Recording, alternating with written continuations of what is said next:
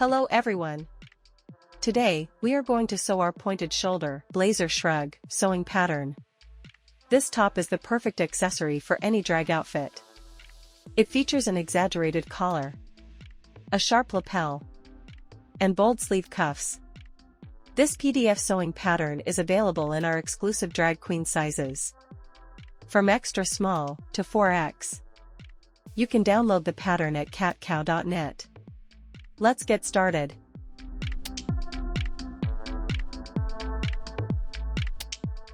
As usual, print the PDF at 100% scale, do not fit to page. Then, lay out and assemble the pages. You only need to trim the margins, and tape over the overlapping edges. You do not need to tape all the pages together. Next, cut out all of the paper pattern pieces.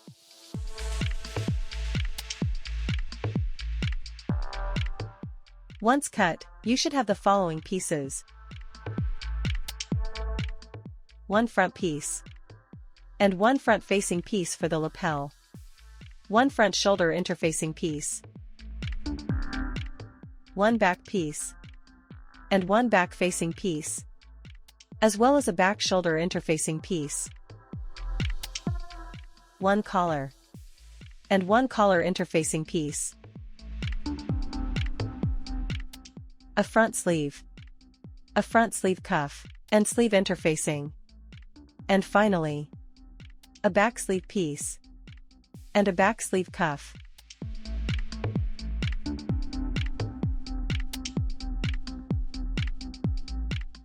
For the fabric, you want to use a non-stretch fabric.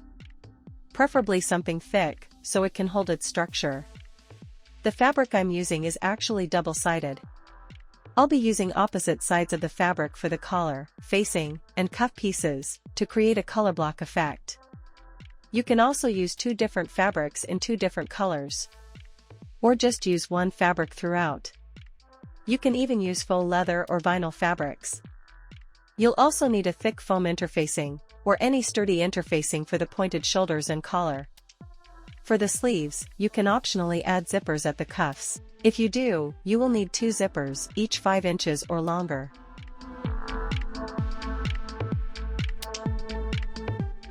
Next, you can cut your fabric.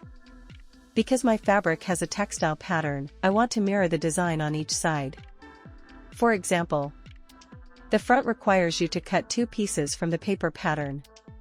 But the textile pattern should be mirrored. To do this, I cut out each piece one at a time, to make sure the pattern matches on both sides. If your fabric does not have a pattern, you can simply stack 2 layers of fabric, with right sides facing each other, and cut 2 pieces at once. If you're using a patterned fabric like mine, it's best to get extra yardage, since matching the pattern will use up more fabric. And if you're doing a color block effect, the collar, facing, and cuff pieces should be cut in another color, the opposite side of the fabric, or a separate fabric, depending on your design.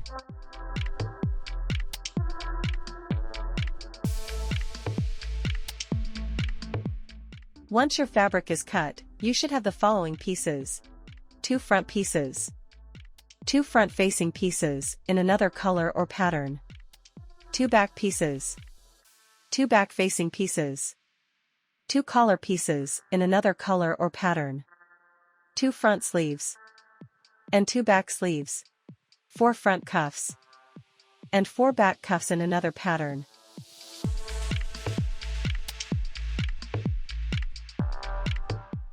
Let's start with the back pieces.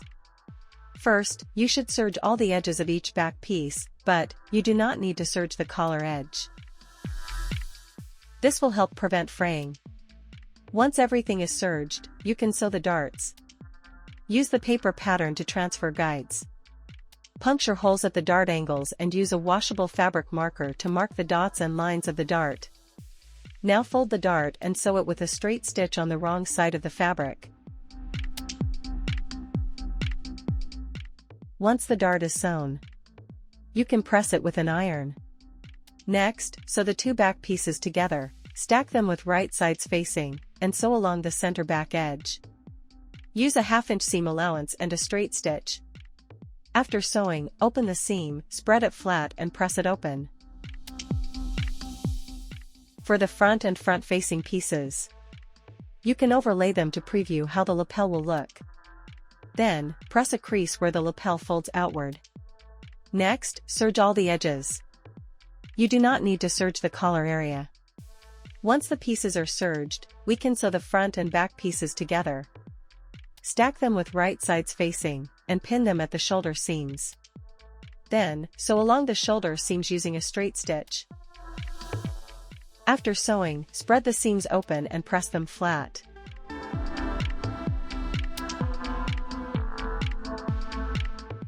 Next, lay out the front and back pieces with the right side facing up. Take one collar piece and place it along the back neckline. Use the collar paper pattern to transfer any marks and dots. Now, cut small slits inside the seam allowance around the back collar and collar edges. This will help the fabric align more easily along the curves. Pin the collar to the center back neckline first. Then pin along the sides of the back neckline. And then, pin along the front shoulder edges.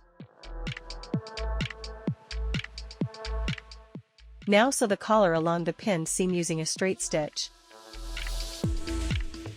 Once it's sewn, cut a small slit into the front corner where the collar stitch ends. Keep this cut inside the seam allowance.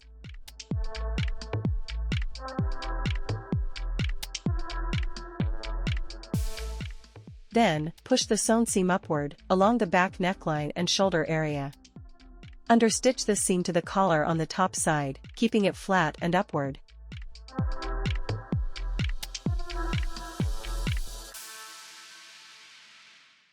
Next, gather the back-facing pieces. Serge all the edges, except for the collar edge. Then, sew them together with right sides facing, along the center back seam. And press the seam flat. Remember, the right side of the facing pieces should be the opposite fabric. Or a different colored fabric, depending on your design. Now, attach the front-facing pieces to the back facing at the shoulder seams. Place them right sides together, and sew along the shoulder. Then, press that seam flat as well.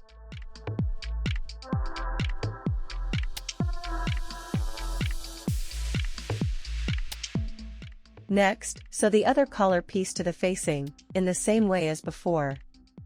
Make sure to match the right sides of the fabric, depending on your design choice.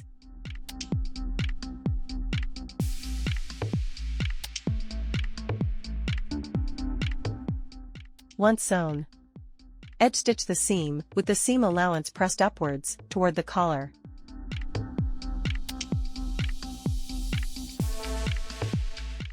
Depending on how thick your fabric is, you may want to add the collar interfacing. For my fabric, I'm using foam interfacing.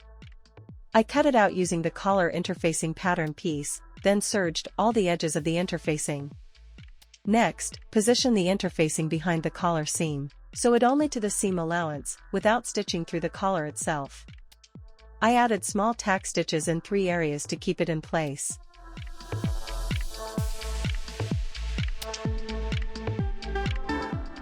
Now, stack the facing and the jacket body together, with right sides facing each other. Pin along the top edge of the collars. Sew along the pinned edge. Then, flip to the right side and edge stitch the seam allowance toward the back collar, so the seam is not visible from the front.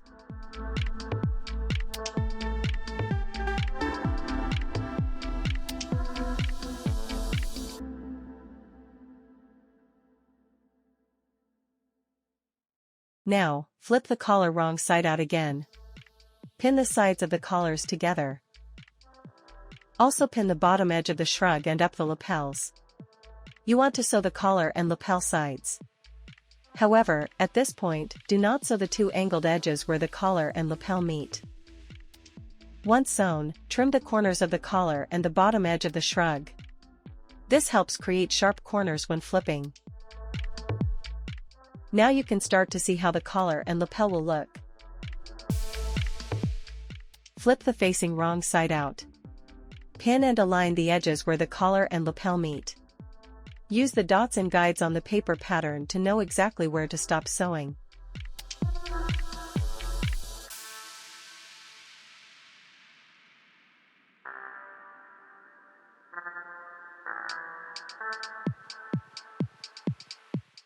Once sewn, trim off any excess corners.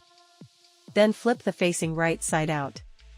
Use a flathead screwdriver or a similar tool to push out and sharpen the corners. Next, press the collar and lapel areas neatly. Then, sew the facing to the body along the collar edge. You can also tack down the bottom of the facing to the center back seam, but only sew through the seam allowance fabric. Tack the facing along the shoulder seams as well. Next, sew the side seams of the front and back pieces together.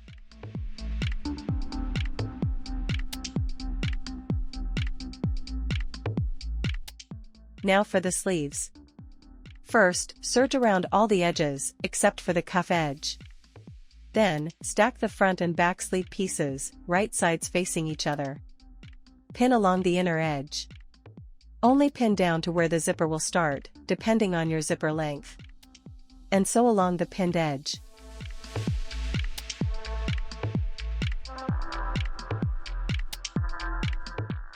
To install the zipper, cut a small snip into the seam allowance where you stopped sewing.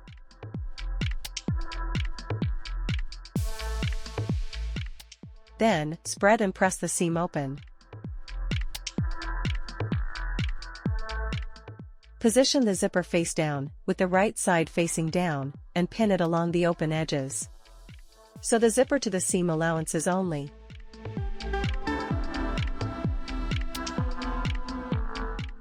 Once sewn, top stitch along the sides of the zipper on the right side of the sleeve.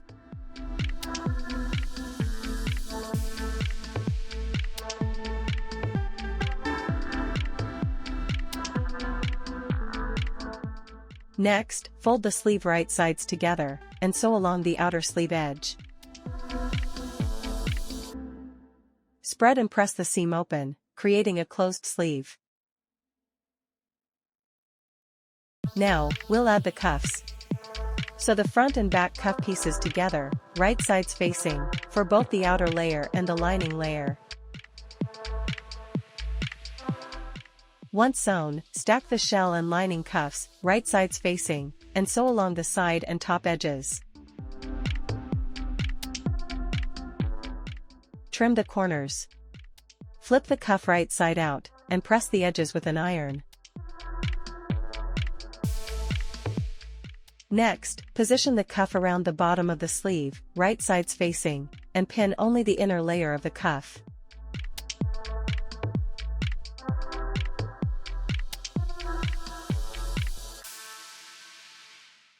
Sew around the edge. Then, flip the outer layer of the cuff inward, so the raw edges are hidden between the two cuff layers.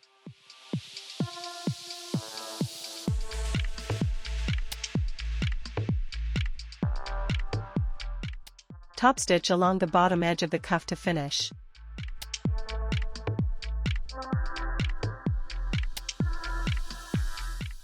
Now flip the cuff upward and press it flat. You can optionally add interfacing inside the cuff or even add snaps to hold the cuff in place. Or, leave the cuffs off completely if you prefer. Now we can attach the sleeves to the body. Flip the body wrong side out, and position the sleeve inside the armhole, in between the front and back body pieces. Make sure the sleeve zipper is facing the back. Pin along the armhole seam, matching up the seams, and sew all the way around.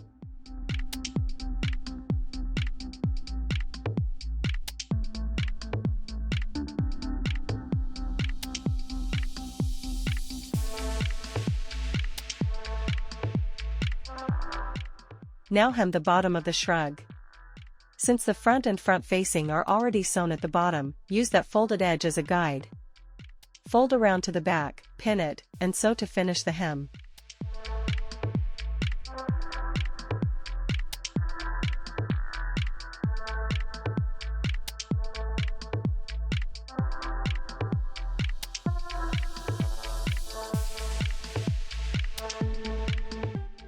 Finally, let's add the shoulder interfacing.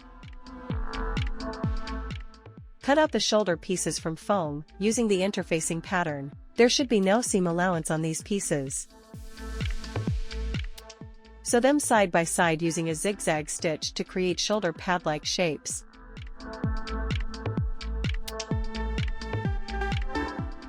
Then serge the exposed edges.